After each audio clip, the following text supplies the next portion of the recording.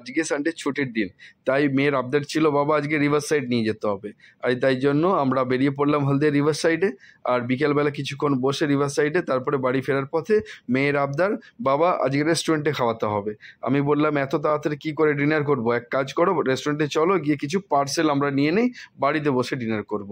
তাই অর্ডার করে দিয়ে এই বাবা আর মেয়ে মিলে বসে আমরা ফাজলামি করছি। আর মেয়ে বললো কয়েকটা ছবি তুলে দাও। এই দেখো কীভাবে ছবি তুলছে, আর দুটো দাঁত সামনে পড়ে গেছে।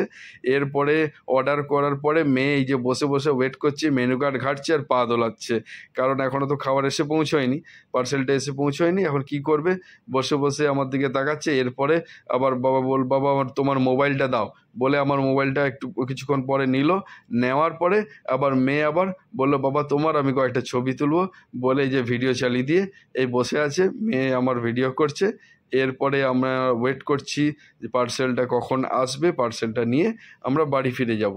তাই আমরা আরও কিছুক্ষণ ওয়েট করলাম, এরপরে মেয়ের সঙ্গে ফাজলামি করলাম। লাস্ট অফ অল পার্সেল এসে পৌঁছলো, এরপরে আমরা